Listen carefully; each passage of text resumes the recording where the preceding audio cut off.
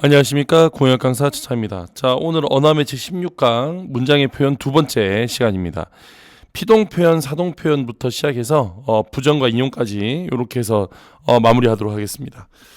자, 이 피동, 사동 좀 많이 어렵죠. 이게 어려운 친구들은 진짜 많이 어려워하거든요. 근데 이게 조금만 개념만 좀 이해하면 그렇게까지 어렵지 않습니다. 충분히 할 수 있고, 또 이게 이제 뭐 여러 가지 응용돼서 나오는 문제들이 있는데, 이게 이제 수능 시험에 가면 어쨌든 보기도 주고 힌트도 주고 하기 때문에 그런 것들을 좀 잘 활용하면 충분히 문제를 풀 수 있다. 너무 어렵게 생각하지 말자. 이해됐죠? 자, 그럼 한번 가보도록 할게요. 피동과 사동 표현. 먼저 피동 표현부터 배워보도록 하겠습니다. 지금 이제 이렇게 제가 표를 이렇게 만들어 놨는데요. 요거를 좀 이렇게 정리하면서 가시면 될 것 같아요. 일단 피동 표현은 반대말이 뭐냐면, 피동 표현의 반대말은 능동 표현입니다. 능동 표현. 능동과 피동이 있어요. 그러니까 정확히 말하면 얘는 주어가 무엇을 하다 구조라면, 여기는 이 피동 표현은 주어가 당하다, 이런 구조라고 생각하시면 됩니다. 그래서 주어가 직접 하는 건 능동이고요. 주어가 당하는 것은 피동이고요. 자, 그러면 한번 가볼게. 사냥꾼이 토끼를 잡았다가 있어요. 사냥꾼이 토끼를 잡았다는 당연히 능동이겠죠. 왜냐하면 사냥꾼이 그 일을 한 거니까. 자, 이제 이 친구를 이제 피동을 만드는 겁니다. 이미 이제 피동을 제가 만들어 놓긴 했는데 한번 찾아볼게요. 보세요. 일단은 사냥꾼이라는 주어는 지금 이렇게 내려가서 부사어가 됩니다.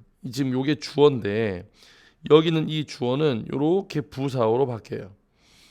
그 다음에 원래 대상이었던 토끼가 이렇게 뭘로 나오냐면 주어로 바뀌게 됩니다. 그 다음에 여기는 이 잡았다가 말이죠. 이 잡았다가 이렇게 잡혔다 구조가 되는 거예요. 그러면 토끼가 사냥꾼에게 잡힘을 당하다가 되니까 여기는 이 친구는 피동이 됩니다. 자, 이때 우리가 몇 가지 정리를 하셔야 됩니다. 이게 이제 요 정리가 중요한 거예요. 잘 들어보세요. 일단 첫 번째, 지금 보신 바와 같이 능동문의 목적어, 원래 이제 능동문에서 목적어 역할을 하던 토끼는 주어가 되는 거예요. 그래서 능동문에 있던 주어는 뭐가 된 주어란다. 능동문의 목적어는 능동문의 목적어는 피동문에서 뭐가 되냐면 피동문에서 주어가 됩니다. 주어가 되고요. 오히려 능동문의 주어였던 게, 능동문의 주어는 오히려 반대로 피동문에서는 부사가 되는 거예요. 피동문에서는 부사가 되는 거예요. 그럼 이 말을 정리하면 결국에 여기서 능동에서 피동으로 바뀌게 되면 문장 성분의 위치가 변한다. 자, 요거 하나 꼭 기억하셔야 돼. 자, 문장 성분의 위치가 변하는 거예요. 새로운 문장 성분이 오진 않지만 문장 성분의 위치가 변화한다. 이해됐죠? 그 다음에 그러다 보면 여기에서 지금 이 서술어 자리는 원래 능동사가 오던 것이 뭘로 바뀌냐면 피동사 형태로 바뀌게 됩니다. 이때 바뀌게 되는 방식이 모두 세 가지가 있어요. 파생적 피동, 통사적 피동, 어휘적 피동. 먼저 파생적 피동은 첫 번째. 자, 파생적 피동은 어떻게 되는 거냐면 용언의 어간에다가 여기다 피동을 나타내는 피동 전미사를 붙이는 겁니다. 이때 피동 전미사 다 아시죠? 이, 히, 리, 기를 붙이는 거예요. 이, 히, 리, 기를 붙이는 겁니다. 그래서 이렇게 해서 파생적 피동을 만든다. 즉 다시 말하면 전미사를 썼으니까 파생어가 된다는 뜻이에요. 뭐 그 용어가 어려운 게 아니에요. 그러니까 피동문인데 파생어가 된다 이거야. 전미사를 넣었으니까. 자, 그래서 이렇게 만들어지는 하나. 자, 예를 들면 체연에다가 하는데 죄송합니다. 예를 들면 잡다라는 말에다가 이렇게 히를 집어넣는 거예요. 지금 보신 것처럼. 그러면 결국 얘가 잡히다가 됩니다. 잡다는 잡다는 능동사고, 잡다는 능동사고, 여기서 잡히다는 피동사가 되겠죠, 그죠? 이렇게 되는 형태. 이게 첫 번째 파생적 피동이에요. 파생적 피동. 자, 그다음 두 번째는 뭐냐면 이 파생적 피동은 두 번째는 용언의 어간에다 피동전미사를 붙이는 거 말고 체언에다가, 자, 문장의 체언 명사 대명사에다가 여기다가 뭘 붙이냐면 똑같이 피동전미사를 붙이는데, 이때 체언 뒤에 붙이는 피동전미사는 뭐뭐 되다입니다. 이해됐죠? 뭐뭐 되다. 그러면 당하다가 의미가 되는 거예요. 예를 들어서 체포하다는 능동사라면 이 뒤에 체포되다라는 전미사가 붙으면, 참고로 이거 전미사예요. 이거 이 전미사입니다. 다시 말하면 체포되다는 뭐냐면 파생어예요. 파생어. 합성어 아니에요. 여기서 체포가 되다 이렇게 해서 여기는 이 되다가 어근이라 생각하시면 안 돼. 이 친구 접사야, 접사. 되다 접사예요, 접사. 그래서 이렇게 만들어진 체포되다는 피동사가 되는 거죠. 그래서 이렇게 두 가지 방식이 있다. 다시 한 번 더. 파생적 피동에는 이일이기를 집어넣거나 원래 용언에다가 이일이기라는 전미사를 집어넣어서 파생적 피동을 만들거나, 아니면 명사 체언에다가 되다를 붙여가지고 이렇게 피동을 만드는 방법이 있다. 그래서 피동을 만드는 방법에는 모두 두 가지가 있다. 자, 그 다음 통사적 피동입니다. 이 칸을 좀 내가 너무 크게 그렸네요. 자, 통사적 피동은 하나밖에 없어요. 잘 들어보세요. 용언의 어간에다가 뭘 붙이냐면 플러스 뭐뭐어지다, 뭐뭐게 되다, 뭐뭐어지다, 뭐뭐게 되다를 붙이는 겁니다. 이때 어지다와 게되다는, 잘 보세요. 여기서 꼭 기억할 거, 여기에 뭐뭐지다와 뭐뭐되다는 뭐냐면 이거 보조용언 사용한 거예요. 다만 우리가 알다시피 보조용언은 띄었음을 원칙으로 하지만 붙여 쓰는 것도 허용하죠. 그래서 여기는 이 친구는 주로 붙여서 사용합니다. 뭐뭐어지다는 붙여서 사용한다. 하지만 뭐뭐게 되다는 보통 띄어서 사용한다. 그래서 어지다가 결합하거나 게되다가 결합하거나. 자, 예를 한번 들어볼게요. 예를 들어서 만들다에다가 어지다를 결합하면 만들어지다가 되죠. 그러면 이렇게 만들어지다가 되는 거니까 여기는 이 친구는 피동문이 되는 거고요. 그 다음에 드러나다에다가 뭐뭐게 되다를 붙여볼게요. 그러면 얘가 뭐가 되냐면 드러나게 되다 이렇게 되는 겁니다. 드러나게 되다 이렇게 되는 거예요. 자, 그래서 여기는 요 친구들은 요 두 개를 통해서 피동이 되는 겁니다. 그래서 우리가 여기는 이 파생적 피동을 보통 짧은 피동이라고 부르고, 단형 피동, 짧은 피동이라고 부르고, 여기서 보조용어를 써서 통사적 피동 만드는 걸 긴 피동이라고 불러요. 그래서 여기에 각각 이 친구들은 전미사를 집어넣어서 피동을 만든다면, 여기는 이 친구는 보조용어를 써서 피동을 만든다는 거 기억해 두셔야 되고, 이렇게 해서 피동을 만들어서 위에 거는 파생적 피동, 밑에 건 통사적 피동이라고 한다. 자, 어휘적 피동은 그냥 단어 뜻이 당하다를 가지는 겁니다. 당하다를 가지는 거면 당하다죠. 그렇죠? 여기는 이 당하다를 어휘적 피동이라 그래요. 어휘 자체가 피동의 의미를 갖고 있기 때문에, 여기는 이 당하다를 어휘적 피동이라고 한다. 자, 그럼 파생적 피동, 통사적 피동, 어휘적 피동 다 알았죠, 그죠? 자, 그러면 마지막 네 번째, 능동문과 피동문의 대응이라는 건 뭐냐면 이런 거예요. 일단 먼저 날씨가 풀렸다부터 한번 가보겠습니다. 여기서 날씨가 풀렸다는 것은 여기서 얘는 피동문이에요. 자, 피동문. 자, 이게 지금 제가 무슨 얘기를 하고자 하는 거냐면 이런 겁니다. 원래 능동과 피동은 상대적인 개념이라서 원래 대응이 돼야 되는데, 간혹 가다가 여기는 이 능동이 피동으로 가거나 피동이 능동으로 와야 되는데 그게 안 되는 경우들이 있어요. 예를 들어 첫 번째 문장 날씨가 풀렸다는, 여기는 이 친구를 그대로 능동으로 바꾸면 날씨를 풀었다가 됩니다. 왜냐하면 풀렸다라는 말 안에는 풀다 플러스 리 플러스 엇 플러스 다라서 여기에 지금 이 리가 피동 전미사가 되는 거예요. 그래서 피동 형태로 쓰는데, 자, 문제는 이겁니다. 날씨를 풀었다라는 말은 이 세상에 존재하지 않는단 말이죠. 즉 이 말은 무슨 말이냐면 이 말은 피동문을 여기는 이 피동문이 여기는 능동문으로 바꾸어 쓸 수 없는 경우, 예를 들어 대표적인 게 뭐가 있냐면 감기가 걸리다 이런 겁니다. 그러면 감기가 걸리다라는 것은 감기를 걸다가 안 되죠.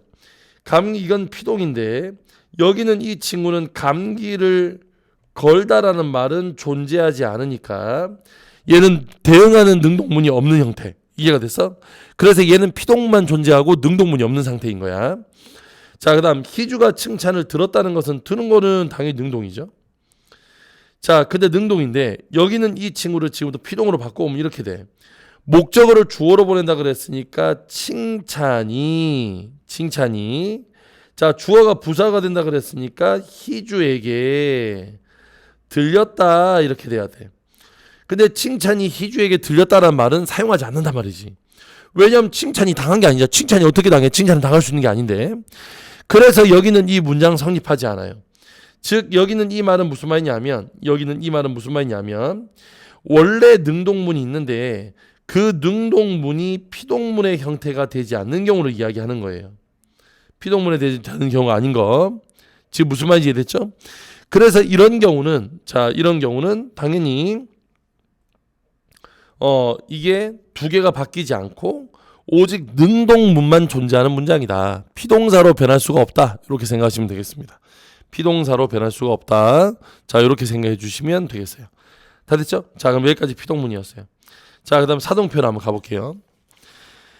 자, 사동표현이란 주어가 다른 대상에게 동작을 시키는 거예요. 자, 여기는 이 사동표현의 반대말은 뭐냐면, 자, 사동표현의 반대말은 주동표현입니다.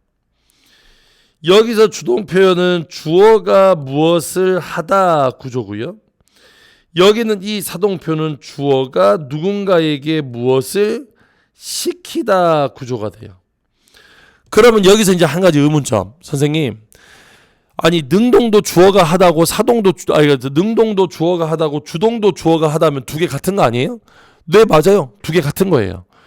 그러니까 두 개가 같은 게 될 수 있어요. 반드시 같은 건 아니지만 같은 게 될 수 있습니다. 그럼 그거 어떻게 되는 건가요? 생각해 보세요. 여기서 주동이라고 합시다. 주동이 주어가 하다라고 합시다. 근데 얘 반대말이 피동도 되고 사동도 되면 우리 논리적 관계로 반대는 서로 뭐하다? 같은 게 되니까 피동과 사동이 같은 게 되는 거예요. 그러니까 무슨 말이냐면 여기서 능동과 주동은 의미상 개념인 거예요. 누구랑? 피동과 사동과 대립이 되는 의미상 개념인 거야. 그래서 능동과 주동을 구분한 일은 잘 없어요. 능동과 주동은 잘 구분하지 않습니다. 무슨 말씀인지 이해됐죠? 자, 그러면 여기는 이 문장이 변화되는 꼴을 한번 보도록 하겠습니다. 아이가 옷을 입었다는 문장은 아시다시피 얘는 주동이 되겠어요. 아이가 직접 일을 한 거니까. 자, 얘를 사동으로 바꿔볼게요. 자, 사동으로 바꾸려면, 자, 아까 우리 피동은 어떻게 됐지?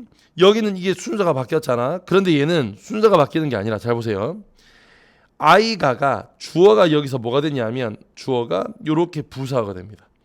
여기는 이 주어가 부사어가 돼요. 그리고 엄마가라는 새로운 주어가 추가가 됩니다. 그러니까 지금 여기는 이 여기서 지금 주동문 사동문 바뀌는 여기는 이 구조에서 가장 중요한 건 뭐냐면 일단 새로운 주어가 추가가 된다. 새로운 주어가 추가가 된다는 점이 앞에 있던 피동과 가장 큰 차이점이다. 그래서 여기서 새로운 주어가 추가가 되니 여기는 이 주어가 새로 바뀌게 되겠죠. 그러면 원래 있던 주동문에 있던 주어는 지금 보신 바와 같이 사동문으로 가면 부사어가 되거나 아니면 목적어가 돼요. 자, 이 경우는 왜 부사가 되냐면 이 경우는 원래 목적어가 있는 경우는 부사가 되고 원래 목적어가 없는 경우는 목적어가 되는 겁니다. 자, 예를 한번 들어볼게. 아이가 잔다가 있어. 여기는 이 친구를 사동문으로 바꾸면 엄마가 새로운 주어가 추가돼야 되니까 아이를, 자, 주어가 뭐가 됐죠? 여기서 주어가 뭐가 됐지? 주어가 목적어가 됐지. 그지? 주어 목적어. 아이를 재운다가 되는 겁니다.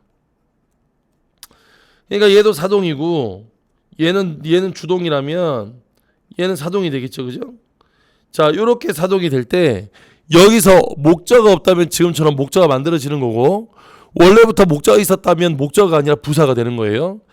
그래서 여기서 뭐냐면 새로운 문장 성분, 문장 성분이 추가되기도 하지만 문장 성분의 변화도 함께 온다. 자, 요걸 잘 기억해 두셔야 돼. 추가와 변화가 함께 온다는 거 기억해 두셔야 돼. 자, 그리고 마지막으로 주동문의 서술어는 서술어는 당연히 주동사가 되겠죠. 주동사. 여기는 이 주동사가 뭐가 되냐면 사동사로 변하는 거예요. 그러면 사동사로 바꿀 수 있는 방법 마찬가지로 크게 이렇게 세 가지가 있다. 크게 세 가지가 있어요. 자, 한번 가볼게요. 일단 첫 번째 똑같아. 일단 용언의 어간에다가 플러스 사동 전미사를 결합시키는 겁니다. 사동 전미사를 결합시키는 거다. 그럼 여기서 사동 전미사는 이, 히, 리, 기, 우, 구, 추 이렇게 되겠죠. 이렇게 사동 전미사가 결합하는 거다. 이, 리, 우, 구, 추가 결합하는 겁니다. 자, 예를 들어서 높다라는 말에다가 이를 붙여서 높이다가 되는 거예요. 그러면 여기서 높이다는 중간에 사동전미사가 들어가서 되는 경우를 이야기하는 거예요. 이해가 됐죠? 자, 그 다음 두 번째 가볼게요. 두 번째 체언에다가 여기다가 사동전미사를 결합하는 겁니다. 이 체언에다가 사동전미사를 결합하는 건데, 이때 체언의 사동전미사는 뭐가 있냐면 뭐뭐 시키다가 있어요. 자, 예를 들어서 오염이란 단어에다가 시키다를 하게 되면 오염을 하도록 시키다가 되는 거지. 그지? 오염을 하도록 시키다가 되는 거니까 요런 모양으로 만들어진다고 생각하시면 돼요. 자, 그럼 통사적 피동 가볼게. 통사적 피동은 어간에, 이것도 왜 두 개씩 했는지 모르겠네. 어간에 뭐뭐게 하다. 어간에다가 뭐뭐게 하다를 결합하는 겁니다. 그러면 위에서 마찬가지로 여기는 이 두 친구는 모두 전미사를 이용한 거라서 파생적 사동이라면 이 친구의 하다는 뭐가 될까요? 자, 지금부터 한 5분 전에 10분 전에 했죠. 그죠? 이런 걸 뭐라고 할까? 예, 이런 거를 보조용언이라고 한다. 그래서 이렇게 보조용언을 써가지고 사동을 만들어내는데, 보조용언을 써서 사동을 만들어내는데, 자, 예를 들면 이런 거야. 먹다라는 말에다가 사동 만든다고 뭐뭐게 하다를 붙였어요. 그러면 당연히 뭐가 되겠어? 먹게 하다가 되는 거니까 사동문이 되겠지. 이해됐죠? 먹게 하다가 되는 거니까 사동문이 되겠죠. 그죠? 요렇게 해서 보조용언을 통해 가지고 바꿔주는 방법. 자, 그 다음에 마지막으로 어휘적 사동. 예, 뻔하죠. 시키다가 나오겠지. 그지? 요런 거를 어휘적 사동이라고 한다. 자, 그래서 요렇게 세 가지 방법이 있습니다. 자, 그러면 이제 시험에 많이 나온 것부터 차근차근 한번 가볼게요. 첫 번째, 일단 피동과 사동문을 어떻게 구별하느냐. 자, 피동과 사동문을 어떻게 구별하느냐. 자, 구별하는 방법은 두 가지가 있어요.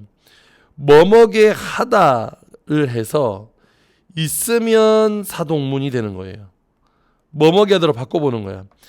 그녀가 그의 품에 안게 하다. 그녀가 그의 품에 안게 하다 어색하지요. 그러니까 얘는 사동문이 아니라 뭐가 된다? 피동문이 되겠네. 피동문이 되겠네. 지금 무슨 말인지 이해됐습니까? 자, 그 다음에 또 하나 더. 목적어의 유무를 잘 판단해봐라. 있으면 사동문일 가능성이 높아요. 이 사동문일 가능성이 높아. 자, 그러면 한번 가볼게요. 그녀가 그의 품에 안기다는, 자, 그녀가 그의 품에 안기는 거야. 그녀가 그의 품에 안기다라는 여기는 이 문장은 일단 여기서 뭐뭐게 하다도 안 돼. 그 다음에 목적어도 없어. 그러므로 여기 정답, 이 친구는 뭐가 되겠다? 피동이 되겠다. 자, 그럼 그 다음 갈게요. 그녀가 그에게 선물을 안기다. 목적어 있네. 그 다음에 선물을 안게 하다. 요거는 좀 어색한데, 그녀가 그녀에게 선물을 안게 하다? 뭐 사가지고 안게 했으면 뭐 안겠다고 되지만 굳이 그렇게까지 어거지로 변명하고 싶진 않고 좀 어색하긴 한데 또 아예 틀린 말은 아닌데 어쨌든 목적어가 들어있으니까 여기는 이 친구는 뭐가 되겠다? 이 친구는 사동이 됩니다. 쉽죠? 그래서 목적어의 유무와 뭐뭐게 하다, 요 두 가지만 잘 생각하시고 넣어보시면 될 것 같습니다. 자, 그러면 올바른 피동 사동 표현 한번 보도록 하겠습니다. 이제 요 파트는 이제 피동 사동 응용에서 문제로 많이 나오는 파트예요. 여러분 많이 기억해 두셔야 됩니다. 자, 먼저 이중 피동부터 한번 가볼게요. 이중 피동은 일단 기본적으로 먼저 이중 피동은 어떻게 되는 거냐면 피동 전미사에다가 전미사 뒤에 뭐뭐어지다 혹은 뭐뭐게 되다가 두 번 오는 거예요. 그런데 뭐뭐어지다 뭐뭐게되다를 두 번 쓰는 건 안 돼요. 그래서 여기 두 번 겹쳐 쓰는 건 적절한 표현이 안 돼요. 그러므로 얘는 무조건 적절한 표현이 아니다.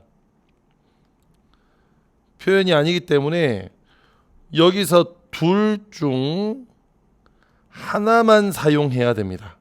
둘 중 하나만 사용해야 한다. 자, 먼저 가볼게. 열려져 있는 창문으로 바람이 들어왔다. 지금 여기서 피동이 어디 있냐면 여기 있어요. 이 열려져. 자, 여기는 이 열려져라는 말을, 자, 열려져를 지금부터 한번 가보겠습니다. 열려져. 열려져는 기본형이 열다에서 출발하는 거지. 그 다음에 열리다에다가 플러스 어지다에다가 플러스 이렇게 되는 거야. 그러면 여기서 지금 피동이 두 번 들어갔단 말이야. 리가 한 번, 어지가 한 번. 그러면 그래서 얘는 된다 안 된다? 절대 안 된다. 열려져 있는 창문으로 바람이 들어왔다가 아니라 열린 창문으로 바람이 들어왔다. 혹은 열어진 창문으로 바람이 들어왔다. 이렇게 돼야 돼. 무슨 말인지 됐죠? 그래서 여기서 열려 있는 창문이 열어 있는 창문. 열어 있는 창문? 뭐 하여튼 열린 창문 이렇게 돼야 됩니다. 그렇기 때문에 여기는 이 둘 중에 무조건 하나는 사용하면 안 되는 거예요. 하나는 사용하면 안 되는 겁니다. 자, 그 다음 두 번째, 잊혀진 계절이 돌아왔다. 다 헷갈린다고. 잊혀진도 마찬가지야. 기본형이 뭔데? 있다지. 여기에다가 히 플러스 어지다 플러스 니은 이렇게 만들어진 거거든. 그래서 피동이 여기에 두 번 들어간단 말이지. 마찬가지야. 이거 무조건 한 번만 써야 돼. 그러므로 얘는 뭐가 되냐면 잊힌 계절이 돌아왔다. 이렇게 해야 맞는 거야. 무슨 말인지 알겠죠? 선생님, 잊혀짐이란 말이 더 익숙한데요. 그러니까 우리가 잘못 써왔다니까. 이런 말 쓰면 안 된다고. 이해됐죠? 여기서 이제 주의할 게 뭐냐면 여기서 주의할 거 이런 거 있잖아. 알려지다, 밝혀지다, 그 다음에 떨어지게 되다. 요거는 지금 얘는 이중 피동이 아니에요. 자, 왜 이중 피동이 아니냐면, 자, 하나 따져볼게. 알려지다는 알다 플러스 리 플러스 어지 플러스 단데, 여기에 들어가 있는 이 리가 사동전미사입니다. 알겠죠? 그러니까 여기 알려지다는 이중 피동이 아닌 거야. 한 번 더. 그럼 이 밝혀지다도 같은 거겠지? 여기 있는 이 밝다에다가 플러스 히 들어서 밝히다가 되고 어지다 플러스 다가 되는 거거든.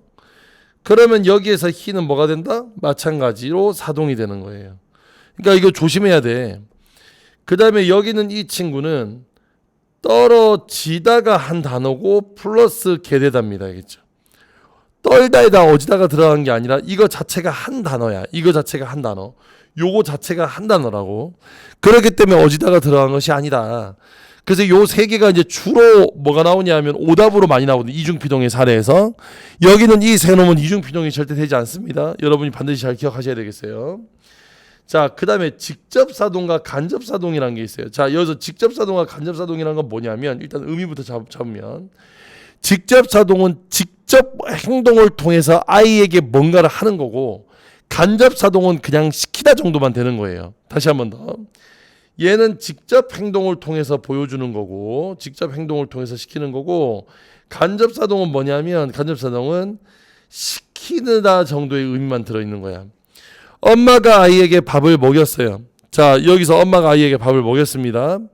그러면 여기서 엄마가 아이에게 밥을 먹였다 그러면, 자, 가볼게. 그럼 여기는 이 친구는 먹다 플러스 이 플러스 플러스 다고, 앞에 목적어가 들어있으므로 여기는 이 친구가 사동인 것까지는 알겠어. 그런데 여기는 이 친구는 의미가 두 가지란 말이지. 왜? 밥을 떠가지고 왜 해서 직접 행동, 밥을 떠서 하고 정말 이렇게 먹여주는 행동 있잖아. 행동을 하는 직접 사동의 의미도 가지고 있고, 야, 밥 먹어 밥 이렇게 시키는 간접 사동의 의미도 동시에 가진단 말입니다. 그래서 자, 여기서 결론. 원래 이 짧은 사동문은, 여기서 짧은 사동문은 주로 이렇게 중의적이에요. 두 가지 의미를 모두 가져요. 자, 그런데 엄마가 아이에게 밥을 먹게 하다. 자, 먹게 하다는 알다시피 이건 뭐야? 짧은 사동문이 아니라 긴 사동문이지, 그지? 이렇게 긴 사동문이 올 때는 무조건 간접 사동의 의미만 가지게 돼. 먹게 하다는 건 시키다의 의미밖에 없다 이거지. 그래서 여기서 긴 사동문은 지금처럼 간접 사동만 가능하다. 얘들 간접 사동만 가능하다. 요것도 기억해 두셔야 돼. 얘 위에 거는 중의적이고 아래 거는 하나다 뜻이.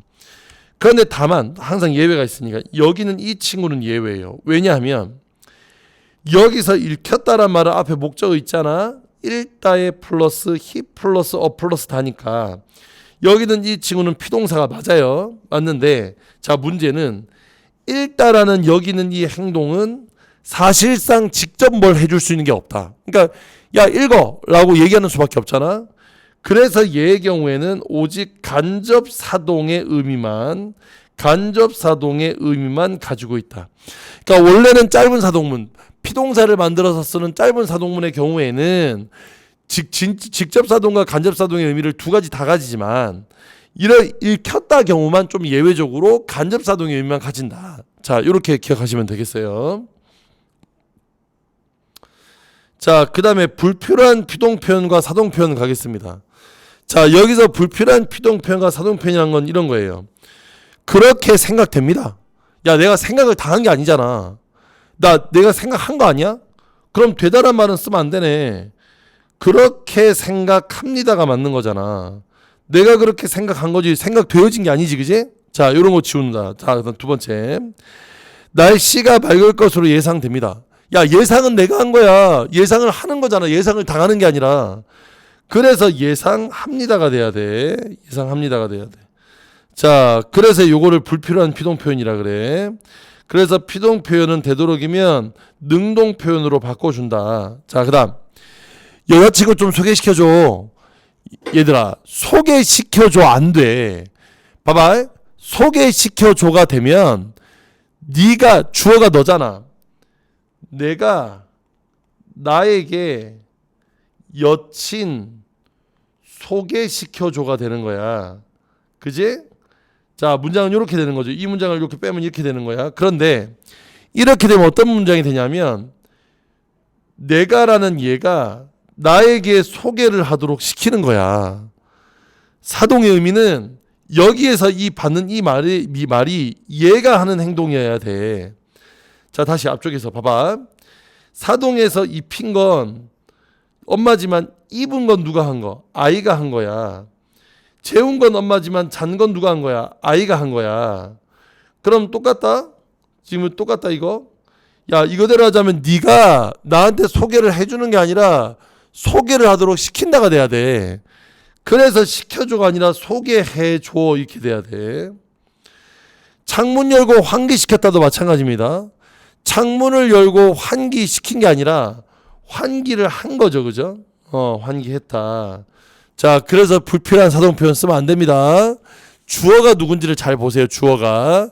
그리고 앞말의 행동 대상이 누군지 잘 보세요. 맞춰보시면 끝난다. 자, 그 다음 마지막으로 동음이 이어인 주동사와 사동사가 있어요.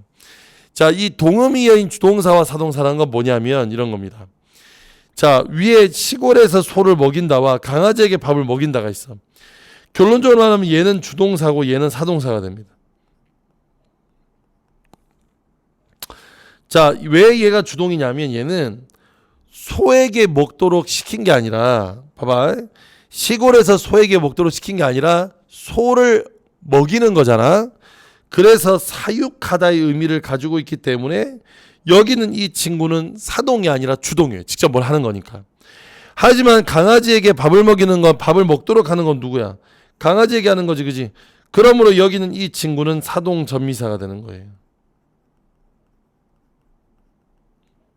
자, 다 이해되셨나요? 그래서 이런 문장들도 여러분이 틈틈이 고칠 수 있어야 되겠습니다. 자, 그 다음 이어서 부정표현입니다. 부정표현은 그만 끝나요. 부정표현은 그렇게 어렵지 않으니까. 자, 먼저 부정표현의 종류입니다. 크게 세 가지가 있어요. 뭐 세 가지인데 사실 엄밀히 말하면 능력 부정과 요렇게 두 개는 한 몸, 이런 게 있다. 자, 먼저 짧은 부정문부터 할게요. 짧은 부정문은 못 다음에 해당하는 용언을 붙이는 거예요. 이때 앞에 오는 이 못을 우리는 뭐라고 하냐면 부정의 의미를 나타내는 부사를 사용했다 그래. 그래서 여기 있는 이 사이를 이렇게 띄어 써야 되는 거야. 그럼 이거 똑같은 겁니다. 자, 의지부정은 안 플러스 용언, 상대부정도 안 플러스 용언. 그러면 이때 안과 이때 안을 다 우리는 뭐라고 한다? 자, 다 뭐라고 한다? 부정부사라고 한다.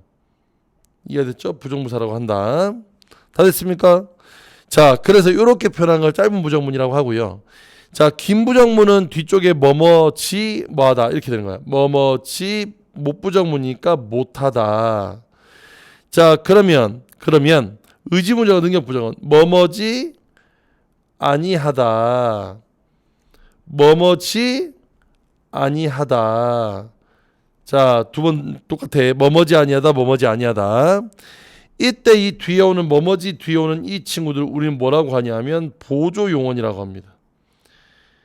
이렇게 보조용언 온 거, 이렇게 보조용언 오는 것은 긴 부정문이라고 한다.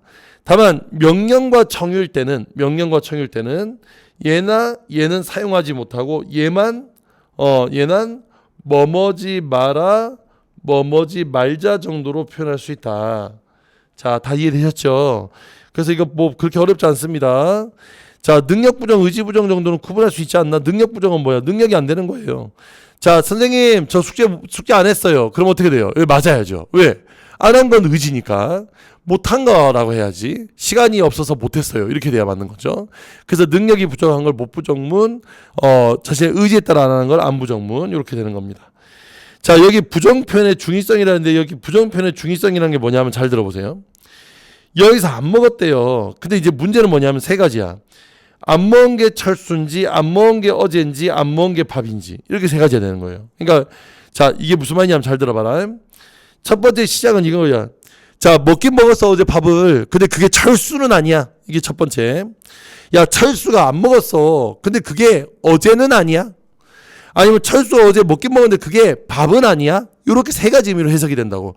그래서 부정표현은 항상 이렇게 세 가지 의미로 해석이 되는데 이때 이걸 탈출할 수 있는 방법은 바로 는이라는 보조사를 활용하는 겁니다.